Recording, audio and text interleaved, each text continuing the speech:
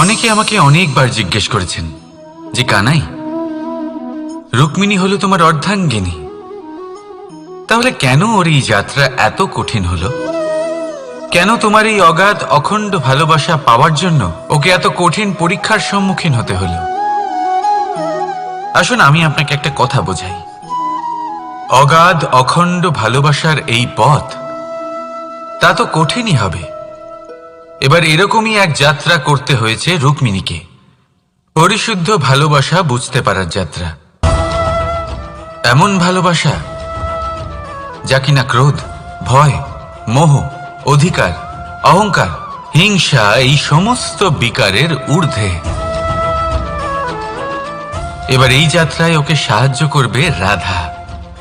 আর শুধু তাই নয়, আমি আপনাকে বলি, সংসারের প্রত্যেক নারী এই যাত্রা করে থাকেন।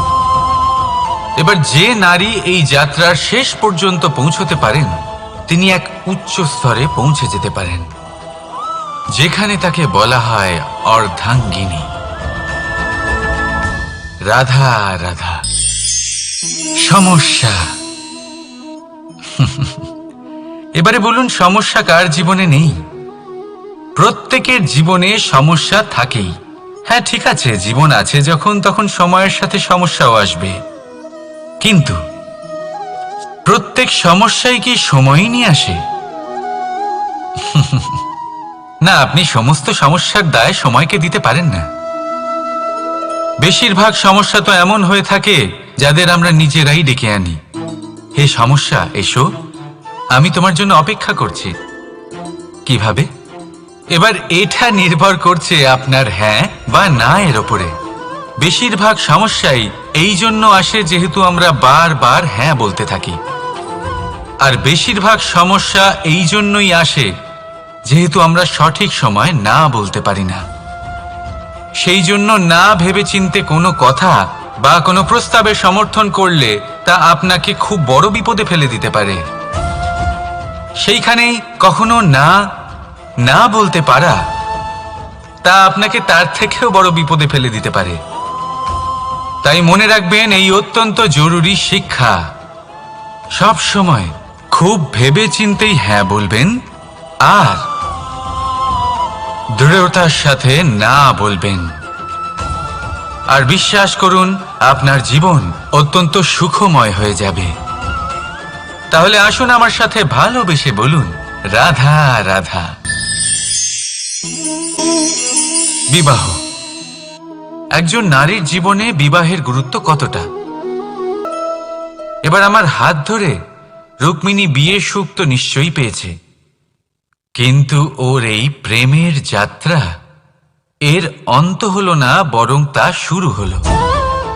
এবার রুক্মিণীর জীবনে সেই অধ্যায় শুরু হয়ে গেছে যেখানে ওকে সেই মানুষকে বুঝতে হবে যার হাত ধরে সমস্ত জীবন অতিবাহিত করার সিদ্ধান্ত নিয়েছে সে। এবার এরকম একটা সময় প্রত্যেকের জীবনে এসে থাকে। প্রত্যেকের মানে আপনারও। আপনার জীবনেও এমন এক সময় আসবে, তার জন্য তৈরি থাকুন। নিজের মনে যা যা বিকার আছে তা কোথাও ত্যাগ করে আসুন, আর পরিশুদ্ধ ভালোবাসা দিয়ে, পবিত্র মন দিয়ে নিজের জীবন সাথীকে বোঝার চেষ্টা করুন, কোনো আশা না রেখে। যদি এরকম করতে পারেন তবেই কঠিন পরীক্ষায় উত্তীর্ণ হবেন, নয়তো নয়। রাধা রাধা। সাফল্য। সাফল্য এই পৃথিবীতে কে না পেতে চান? প্রত্যেক মানুষ চান যেন সাফল্য নিজে এসে তার কাছে ধরা দেয়। এবার সাফল্য তাদের কাছে এসে ধরা দেয় যারা নিজের পা ধরাতলে রেখে চলেন,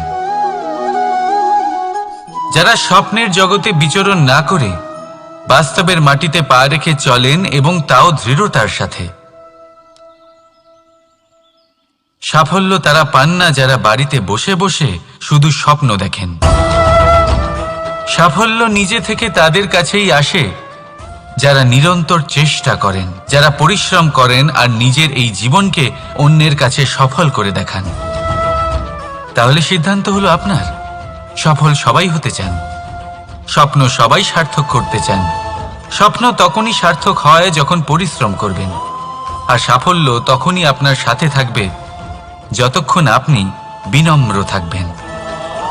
তাহলে আসুন আমার সাথে ভালোবেসে বলুন, রাধা রাধা। এই পুষ্প দেখতে পাচ্ছেন আপনি?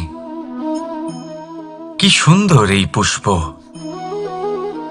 সবাই চায় এরকম কোনো এক পুষ্প সে নিজের করে নেবে, নিজের কাছে রাখবে।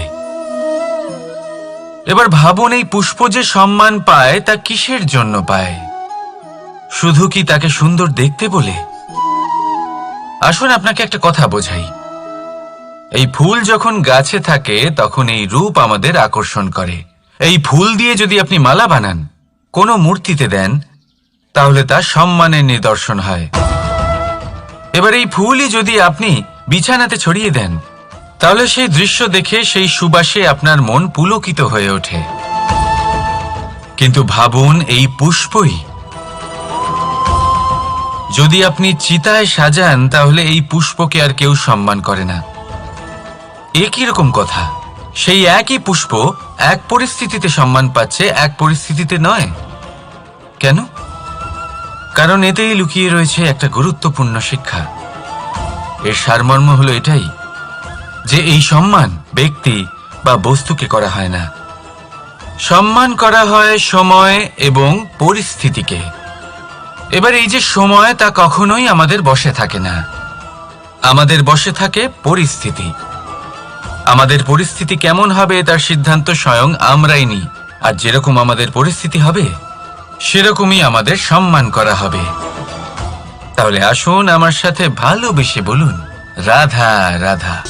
আপনি কখনো কোনো ঝর্ণার ধারে বসে থাকুন আর সেই ধ্বনি শুনতে থাকুন। আহা হা হা, সেই ধ্বনি মনকে শান্ত করে দেয়, আমাদের মধ্যে এক আনন্দের সঞ্চার করে। একেই আমি বলি নৈসর্গিক সঙ্গীত। কখনো ভেবে দেখেছেন এই সঙ্গীত উৎপন্ন করার জন্য জলকে কত পরিশ্রম করতে হয়, কি না করতে হয়? ভেবে দেখুন, সেই জল কোথা কোথা থেকে পড়েছে, কত কত পাথরের সাথে ধাক্কা খেয়েছে, কত তীক্ষ্ণ পাথরের সাথে সম্মুখীন হয়েছে, তাকে কিভাবে পার করেছে, নিজের শরীরের সাথে লেগে থাকা সেই পাথরের সাথে কিভাবে সংঘর্ষ করেছে, কিভাবে সামনে এগিয়েছে। ভাবুন, এই সব কিছু হওয়ার পরেই সেই সঙ্গীত উৎপন্ন হয়েছে। এই ঝর্ণার এই মধুর সঙ্গীত কখনো আপনার কান পর্যন্ত পৌঁছতই না যদি সেই জলের বিরোধিতা করার জন্য সেই পাথর না থাকত। এর সারমর্ম কি হতে পারে? সারমর্ম হলো একটাই, এই সব বাধার সম্মুখীন হন, এদের থেকে দূরে পালাবেন না, কারণ এই বাধা হলো নৈসর্গিক। সবার জীবনে এই বাধা রয়েছে, তার সম্মুখীন হন, জীবনের সামনে এগোন। আর আপনিও নিজের ভেতর থেকে সৃষ্টি করুন এই নৈসর্গিক সঙ্গীত, আর এই সংসারে ছড়িয়ে দিন শান্তি আর প্রসন্নতা। রাধা রাধা। সংসারে নিয়তি অনেক কিছু নির্ধারণ করে, যেমন প্রত্যেকটি জিনিসের সীমারেখা। শরীরের মধ্যে থাকা জল, তার মাত্রাও এই নিয়তি নির্ধারিত করে রেখেছে। কি করে? দেখুন, যদি সঠিক সময়ে আপনি পরিশ্রম করে নিজের ঘাম না ঝরান, তাহলে কিছু সময় পরে আপনার চোখের জল অবশ্যই ঝরবে। কারণ সবকিছু যদি ভাগ্যের জোরে পেয়ে যাওয়া যায়, তাকে কর্মের দ্বারা সামলে রাখতে হয়। যদি পরিশ্রম করতে থাকেন, তাহলে যা পেয়েছেন তা সামলে রাখতে পারবেন, আর যা যা আপনি পেতে চান তা অবশ্যই পাবেন। কিন্তু যদি পরিশ্রমের থেকে দূরে থাকেন, তাহলে যা পেয়েছেন তা তো হারিয়ে ফেলবেনই, আর যা পেতে চান তার তো কোনো প্রশ্নই ওঠে না, আর বয়ে যাবে শুধুমাত্র অশ্রু।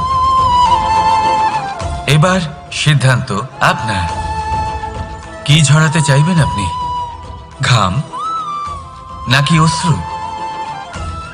রাধা রাধা।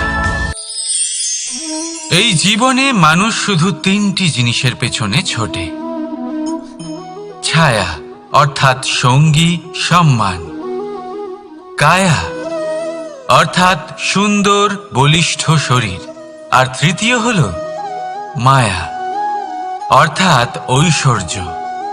এবার অবাক করার মতো বিষয় হলো, সময় এলে পরে এই তিনটি বস্তুই সবার আগে আপনাকে ত্যাগ করে।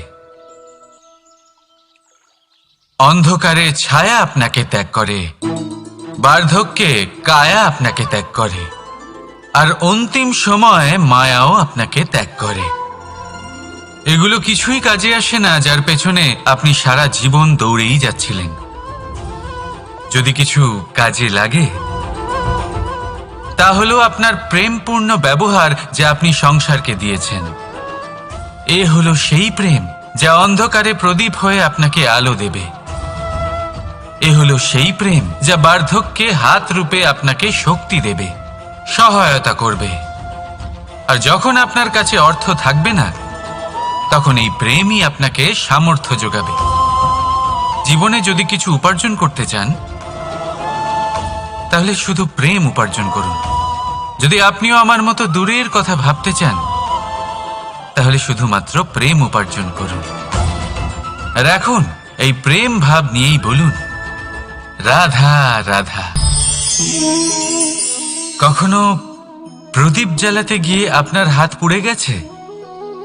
একবার মনে করে দেখুন সেই অনুভূতি। এক্ষুনি মনের মধ্যে যন্ত্রণার এক অনুভূতি বয়ে যাবে। কখনো হাঁটতে হাঁটতে পায়ে কাঁটা ফুটে গেছে?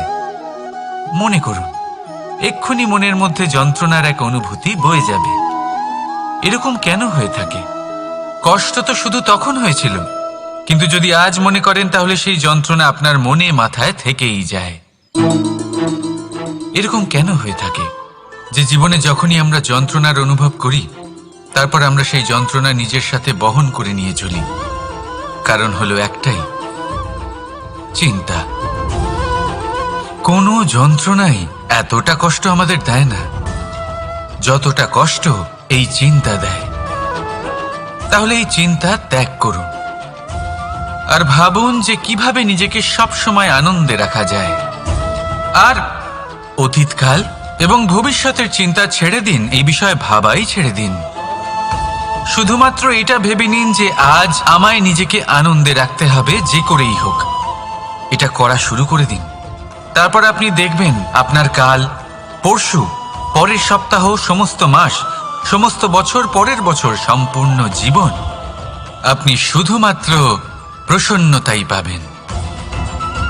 এবার আসুন এই প্রসন্নতার সাথেই বলুন, রাধা রাধা। কখনো ভেবে দেখেছেন আমরা জিহ্বার সাথে সাথে কান কেন পেয়েছি? এবার আপনি বলবেন এ তো সহজ কথা, যাতে আমরা কথা বলার সাথে সাথে শুনতেও শিখি। এবারের আরো একটা গুরুত্ব আছে। আগে আমাকে বলুন, নিজের প্রশংসা শুনতে কার না ভালো লাগে? সবারই ভালো লাগে। এটাই হলো মূল কথা। যদি এই কান দিয়ে আপনি নিজের প্রশংসা শুনতে চান তাহলে সর্বপ্রথম এই জিহ্বা দিয়ে অন্যের প্রশংসা করতে শিখুন। এবার প্রশংসার বিষয়ে একটা অত্যন্ত গুরুত্বপূর্ণ কথা আপনাদের বলি। কখনো যদি কারোর প্রশংসা আপনি করেন তাহলে সবার আগে সেই ব্যক্তির উৎসাহ বেড়ে যায়। আর তারপর নিজে যদি ভেবে দেখেন তাহলে নিজের মনেও সন্তুষ্টি আর প্রশান্তি চলে আসে। আর একবার যদি এই মন প্রশান্তিতে ভরে যায় তারপরে কেউ প্রশংসা করুক বা না করুক কিচ্ছু যায় আসে না। সেই জন্য সবসময় অন্যের সম্মান করবেন, স্নেহ করবেন, প্রশংসা করবেন, সুখ ভাগ করে নেবেন। যার মধ্যে যেটা ভালো আছে তা বলুন, তাকে মনে করান তিনিও ভালো, তার উৎসাহ বাড়িয়ে তুলুন। তিনি জীবনে সামনে এগোবেন আর এই ব্রহ্মাণ্ড আপনাকে কখনো পিছিয়ে থাকতে দেবে না। রাধা রাধা। সত্য এবং অসত্য দুটোর মধ্যে পার্থক্য কি আছে? পার্থক্য হলো অ অক্ষরটার। এবার অ দিয়ে হতে পারে আরম্ভ, অ দিয়ে হতে পারে অন্ত। সত্য হলো সেটা যেখানে সমস্ত পথের আরম্ভ হয়, অসত্য সেটা যেখানে সমস্ত পথের শেষ হয়। এবার এরা চলতে হয়তো পারে না, কিন্তু তাও ছাপ রেখেই যায়। সত্য সেই ছাপ রেখে যায় যা একটা উজ্জ্বল উৎকৃষ্ট উদাহরণ হতে পারে, আর অসত্য সেই উদাহরণ তৈরি করে যা একটা কলঙ্কিত ইতিহাস তৈরি করে। এখন আপনি আগামী সময়ের জন্য কেমন ছাপ রেখে যাবেন, এই সিদ্ধান্ত পুরোপুরি আপনার। রাধা রাধা। চলুন একটা প্রশ্ন করি, উত্তর পাবেন না। কারণ কোনো পরিকল্পনা বানানো হয় না যাতে আপনি মূর্খ বা অসফল হন। মানুষ মূর্খ বা অসফল তখন হন যখন কোনো পরিকল্পনাই থাকে না। দেখুন, একটাই ছোট জীবন, তাকে স্থির করুন যাতে অনেক বেশি সংখ্যক মানুষকে আপনি জুড়ে রাখতে পারেন, অনেক বেশি শান্তি পেতে পারেন, অধিকতর সাফল্য লাভ করতে পারেন, বেশিরভাগ মানুষের পথপ্রদর্শক হয়ে তাদের মঙ্গল করতে পারেন। অসফল হয়ে বাড়িতে বসে থাকার চেয়ে ভালো হলো যে আপনি একটা পরিকল্পনা করে অসফল হন, কারণ তখন আপনার কাছে আরও একটা বিকল্প থাকবে, একটা নতুন পরিকল্পনা বানানোর, তাকে সার্থক করার। কারণ এমন কোনো পরিকল্পনা তো অবশ্যই থাকবে যা আপনাকে আপনার লক্ষ্যে পৌঁছে দেবে, তাই তো? রাধা রাধা। সূর্য কারোর জন্য হলেন শক্তিদাতা ঈশ্বর, আবার কোনো প্যাঁচার জন্য হলো চোখ বন্ধ করে দেওয়ার মতো তীব্র আলো। নদী কারোর জন্য হলো তৃষ্ণা মেটানোর স্রোত, আবার কারোর জন্য বন্যারূপী বিনাশকারী আশঙ্কা। সাগর কারোর জন্য হলো নোনা জলের ভাণ্ডার, আবার কারোর জন্য অগন্তি প্রাণী জগতের সম্ভার। প্রশ্ন হলো, প্রত্যেক ব্যক্তির জন্য প্রত্যেক অনুভূতি বা বস্তুর সারমর্ম আলাদা কেন হয়ে থাকে? যা কারোর জন্য হলো বিষ, তা অন্য কারোর জন্য অমৃত কেন? যা কারোর জন্য অমৃত, তা অন্যের জন্য বিষ কেন? উত্তর বড়ই সোজা। আমরা বস্তু বা অনুভূতিগুলিকে সেভাবে দেখি না যেরকম তা হয়ে থাকে। আমরা বস্তু বা অনুভূতিকে সেভাবে দেখি যেরকম আমরা হয়ে থাকি। এবার এর উপায় কি হতে পারে? নিজেকে পরিশুদ্ধ করুন, সব কিছুই শুদ্ধ হবে। রাধা রাধা। প্রেম, ঘৃণা, এই দুই হলো একই শব্দ। কিভাবে? দেখুন না, দুটোতেই আড়াই অক্ষর রয়েছে। দুটোই হলো সেই অনুভূতি যা আমাদের মনের সাথে জড়িত, আর এই দুই অনুভূতির সাথেই জড়িত মানুষ আমাদের জন্য গুরুত্বপূর্ণ। পার্থক্য শুধু এটাই যে প্রেম পায় সম্মান আর ঘৃণাকে করা হয় অবজ্ঞা। এরকম কেন? কারণ প্রেম হলো সেই অনুভূতি যেখানে মানুষ সব কিছু দিয়ে দিতে চায়, সব কিছু লুটিয়ে দিতে চায়। সেখানে ঘৃণা হলো এমন অনুভূতি যেখানে মানুষ সব কিছু কেড়ে নিতে চায়, সব কিছু জিতে নিতে চায়। তাও প্রেমের অনুভূতি কখনো আপনাকে হারতে দেয় না, আর ঘৃণার অনুভূতি কখনো আপনাকে জিততে দেয় না। এবার কি করবেন আপনি? একটাই জীবন, ঘৃণার সাথে বাঁচবেন নাকি প্রেমের সাথে? আমি তো প্রেমকেই চয়ন করব। রাধা রাধা। ভেঙে গেল কেন? এবার আপনি বলবেন, এরকমই তো হয়ে থাকে এই জীবনে, এই সংসারে। আঘাত লাগার পরে আমাদের হাতে যা থাকে তা পড়ে যায়, যা তৈরি হয় তা ভেঙেও যায়। কিন্তু এটা কি সত্যি? অবশ্যই আসে। যতই খারাপভাবে আপনি পড়ে যান, আপনি আঘাত পান, ভবিষ্যৎ অবশ্যই ভালো হবে। কারণ এই আঘাত, অসফলতা, এই অসুবিধা, এগুলো আমাদের এমনভাবে পরিশুদ্ধ করে যেমন আগুন সোনাকে করে থাকে। সেই জন্য জীবনে শুধু সামনে এগোতে থাকুন, দৃঢ়তার সাথে এগোতে থাকুন, আর কখনো আঘাত পেয়ে পড়ে যেতে ভয় পাবেন না। কারণ এটা আসন্ন সাফল্যের সংকেত। আর সাফল্য তখনই আসবে যখন আপনি পড়ে যাবেন, যখন আপনি আবার উঠে দাঁড়াবেন এবং আপনি আবার জীবনে সামনে এগোতে থাকবেন। রাধা। এই জীবন কিভাবে বদলানো সম্ভব?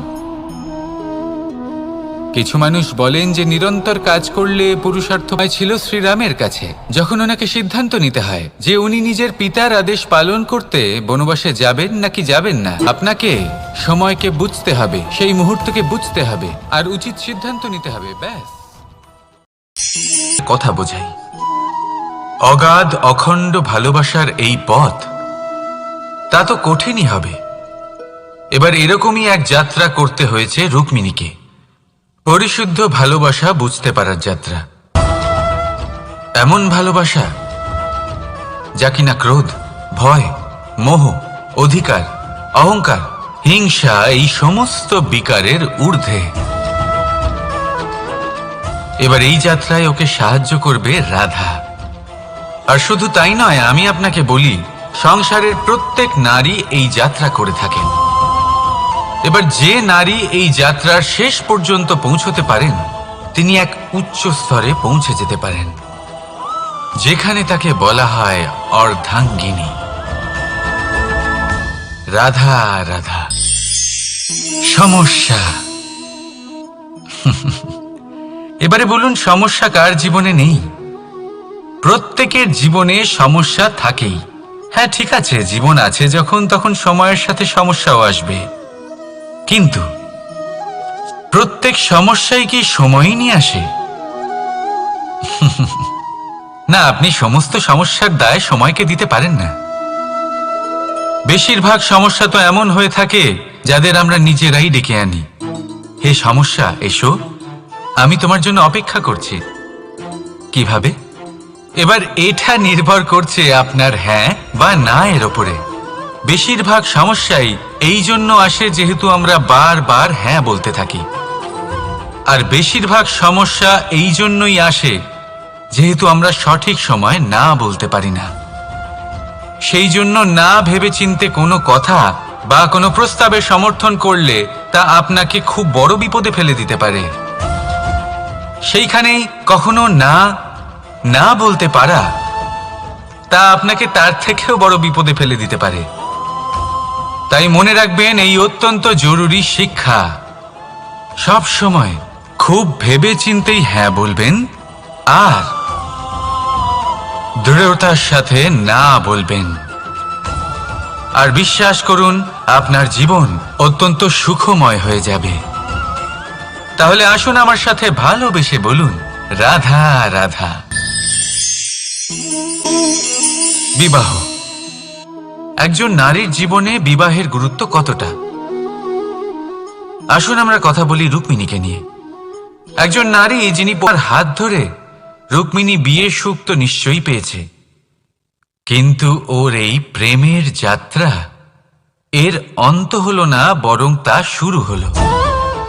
এবার রুক্মিণীর জীবনে সেই অধ্যায় শুরু হয়ে গেছে যেখানে ওকে সেই মানুষকে বুঝতে হবে যার হাত ধরে সমস্ত জীবন অতিবাহিত করার সিদ্ধান্ত নিয়েছে সে। এবার এরকম একটা সময় প্রত্যেকের জীবনে এসে থাকে। প্রত্যেকের মানে আপনারও। আপনার জীবনেও এমন এক সময় আসবে, তার জন্য তৈরি থাকুন। নিজের মনে যা যা বিকার আছে তা কোথাও ত্যাগ করে আসুন, আর পরিশুদ্ধ ভালোবাসা দিয়ে, পবিত্র মন দিয়ে নিজের জীবন সাথীকে বোঝার চেষ্টা করুন, কোনো আশা না রেখে। প্রত্যেক মানুষ চান যেন সাফল্য নিজে এসে তার কাছে ধরা দেয়। এবার সাফল্য তাদের কাছে এসে ধরা দেয় যারা নিজের পা ধরাতলে রেখে চলেন, যারা স্বপ্নের জগতে বিচরণ না করে বাস্তবের মাটিতে পা রেখে চলেন, এবং তাও দৃঢ়তার সাথে। সাফল্য তারা পান না যারা বাড়িতে বসে বসে শুধু স্বপ্ন দেখেন। সাফল্য নিজে থেকে তাদের কাছেই আসে যারা নিরন্তর চেষ্টা করেন, যারা পরিশ্রম করেন আর নিজের এই জীবনকে অন্যের কাছে সফল করে দেখান।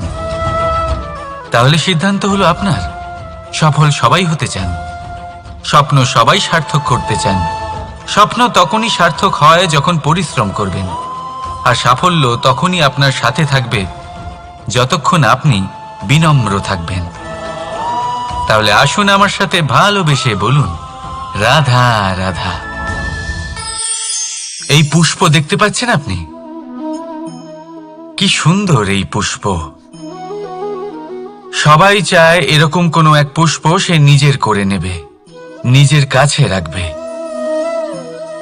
এবার ভাবুন, এই পুষ্প যে সম্মান পায় তা কিসের জন্য পায়? শুধু কি তাকে সুন্দর দেখতে বলে?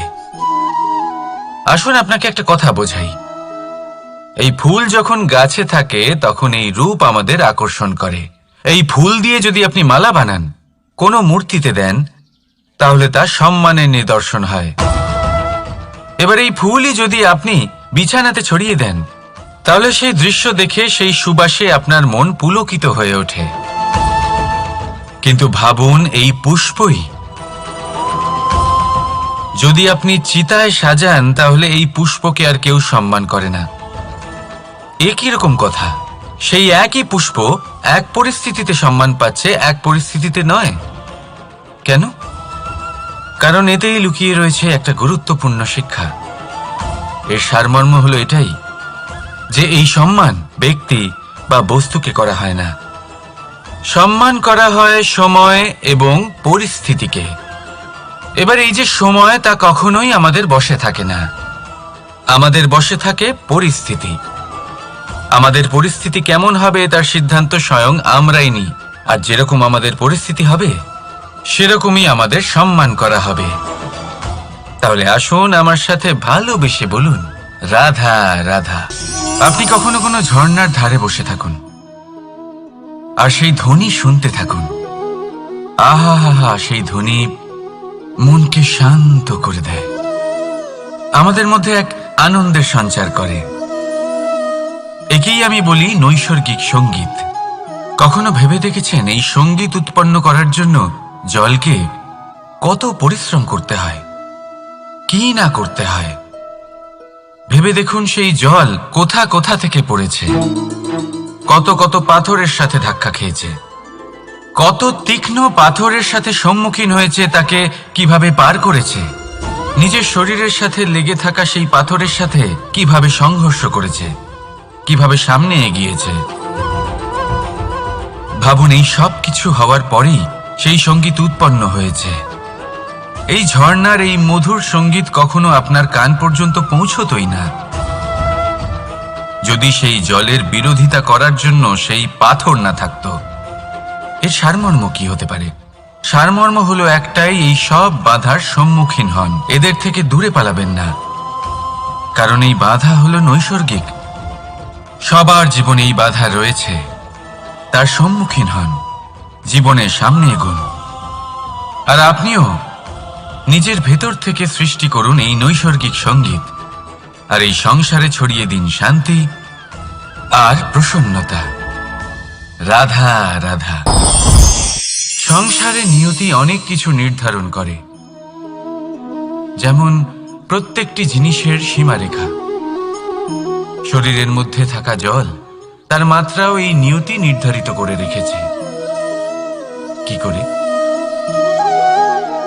দেখুন, যদি সঠিক সময়ে আপনি পরিশ্রম করে নিজের ঘাম না ঝরান, তাহলে কিছু সময় পরে আপনার চোখের জল অবশ্যই ঝরবে। কারণ সবকিছু যদি ভাগ্যের জোরে পেয়ে যাওয়া যায়, তাকে কর্মের দ্বারা সামলে রাখতে হয়। যদি পরিশ্রম করতে থাকেন, তাহলে যা পেয়েছেন তা সামলে রাখতে পারবেন, আর যা যা আপনি পেতে চান তা অবশ্যই পাবেন। কিন্তু যদি পরিশ্রমের থেকে দূরে থাকেন, তাহলে যা পেয়েছেন তা তো হারিয়ে ফেলবেনই, আর যা পেতে চান তার তো কোনো প্রশ্নই ওঠে না, আর বয়ে যাবে শুধুমাত্র অশ্রু। এবার সিদ্ধান্ত আপনার। কি ঝরাতে চাইবেন আপনি? ঘাম নাকি অশ্রু? রাধা রাধা। এই জীবনে মানুষ শুধু তিনটি জিনিসের পেছনে ছোটে, অর্থাৎ ঐশ্বর্য। এবার অবাক করার মতো বিষয় হলো, সময় এলে পরে এই তিনটি বস্তুই সবার আগে আপনাকে ত্যাগ করে। অন্ধকারে ছায়া আপনাকে ত্যাগ করে, বার্ধক্যে কায়া আপনাকে ত্যাগ করে, আর অন্তিম সময়ে মায়াও আপনাকে ত্যাগ করে। এগুলো কিছুই কাজে আসে না যার পেছনে আপনি সারা জীবন দৌড়েই যাচ্ছিলেন। যদি কিছু কাজে লাগে তা হলো আপনার প্রেমপূর্ণ ব্যবহার যা আপনি সংসারকে দিয়েছেন। এ হলো সেই প্রেম যা অন্ধকারে প্রদীপ হয়ে আপনাকে আলো দেবে। এ হলো সেই প্রেম যা বার্ধক্যে হাত রূপে আপনাকে শক্তি দেবে, সহায়তা করবে। আর যখন আপনার কাছে অর্থ থাকবে না, তখন এই প্রেমই আপনাকে সামর্থ্য যোগাবে। জীবনে যদি কিছু উপার্জন করতে চান তাহলে শুধু প্রেম উপার্জন করুন। যদি আপনিও আমার মতো দূরের কথা ভাবতে চান তাহলে শুধুমাত্র প্রেম উপার্জন করুন। আর এখন এই প্রেম ভাব নিয়েই বলুন, রাধা রাধা। কখনো প্রদীপ জ্বালাতে গিয়ে আপনার হাত পুড়ে গেছে? একবার মনে করে দেখুন সেই অনুভূতি। এক্ষুনি মনের মধ্যে যন্ত্রণার এক অনুভূতি বয়ে যাবে। কখনো হাঁটতে হাঁটতে পায়ে কাঁটা ফুটে গেছে? মনে করুন, এক্ষুনি মনের মধ্যে যন্ত্রণার এক অনুভূতি বয়ে যাবে। এরকম কেন হয়ে থাকে? কষ্ট তো শুধু তখন হয়েছিল, কিন্তু যদি আজ মনে করেন তাহলে সেই যন্ত্রণা আপনার মনে মাথায় থেকেই যায়। এরকম কেন হয়ে থাকে যে জীবনে যখনই আমরা যন্ত্রণার অনুভব করি তারপর আমরা সেই যন্ত্রণা নিজের সাথে বহন করে নিয়ে চলি? কারণ হলো একটাই, চিন্তা। কোনো যন্ত্রণাই এতটা কষ্ট আমাদের দেয় না যতটা কষ্ট এই চিন্তা দেয়। তাহলে এই চিন্তা ত্যাগ করুন আর ভাবুন যে কিভাবে নিজেকে সবসময় আনন্দে রাখা যায়। আর অতীতকাল এবং ভবিষ্যতের চিন্তা ছেড়ে দিন, এই বিষয়ে ভাবাই ছেড়ে দিন। শুধুমাত্র এটা ভেবে নিন যে আজ আমায় নিজেকে আনন্দে রাখতে হবে যে করেই হোক। এটা করা শুরু করে দিন। তারপর আপনি দেখবেন আপনার কাল, পরশু, পরের সপ্তাহ, সমস্ত মাস, সমস্ত বছর, পরের বছর, সম্পূর্ণ জীবন আপনি শুধুমাত্র প্রসন্নতাই পাবেন। এবার আসুন এই প্রসন্নতার সাথেই বলুন, রাধা রাধা। কখনো ভেবে দেখেছেন আমরা জিহ্বার সাথে সাথে কান কেন পেয়েছি? এবার আপনি বলবেন এ তো সহজ কথা, যাতে আমরা কথা বলার সাথে সাথে শুনতেও শিখি। এবারের আরো একটা গুরুত্ব আছে। আগে আমাকে বলুন, নিজের প্রশংসা শুনতে কার না ভালো লাগে? সবারই ভালো লাগে। এটাই হলো মূল কথা। যদি এই কান দিয়ে আপনি নিজের প্রশংসা শুনতে চান তাহলে সর্বপ্রথম এই জিহ্বা দিয়ে অন্যের প্রশংসা করতে শিখুন। এবার প্রশংসার বিষয়ে একটা অত্যন্ত গুরুত্বপূর্ণ কথা আপনাদের বলি। কখনো যদি কারোর প্রশংসা আপনি করেন তাহলে সবার আগে সেই ব্যক্তির উৎসাহ বেড়ে যায়।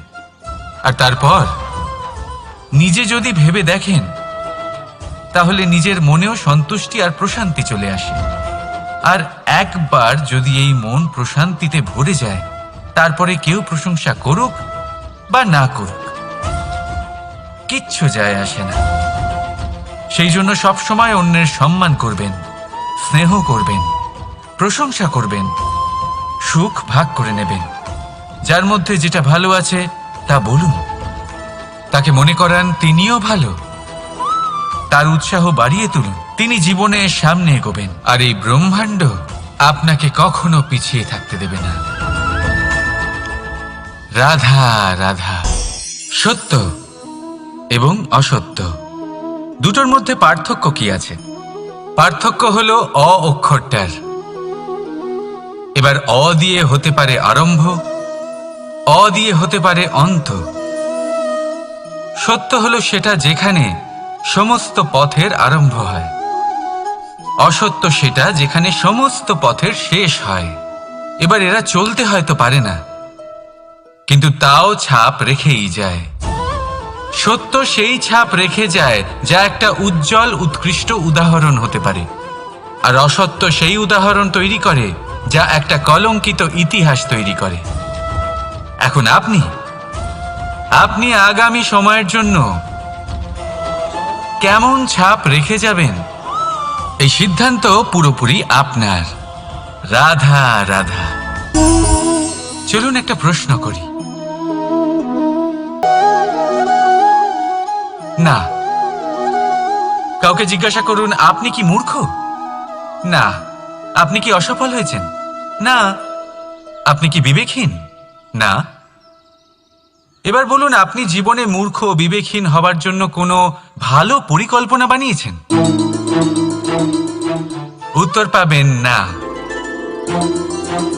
কারণ কোনো পরিকল্পনা বানানো হয় না যাতে আপনি মূর্খ বা অসফল হন। মানুষ মূর্খ বা অসফল তখন হন যখন কোনো পরিকল্পনাই থাকে না। দেখুন, একটাই ছোট জীবন, তাকে স্থির করুন যাতে অনেক বেশি সংখ্যক মানুষকে আপনি জুড়ে রাখতে পারেন, অনেক বেশি শান্তি পেতে পারেন, অধিকতর সাফল্য লাভ করতে পারেন, বেশিরভাগ মানুষের পথপ্রদর্শক হয়ে তাদের মঙ্গল করতে পারেন। অসফল হয়ে বাড়িতে বসে থাকার চেয়ে ভালো হলো যে আপনি একটা পরিকল্পনা করে অসফল হন, কারণ তখন আপনার কাছে আরও একটা বিকল্প থাকবে, একটা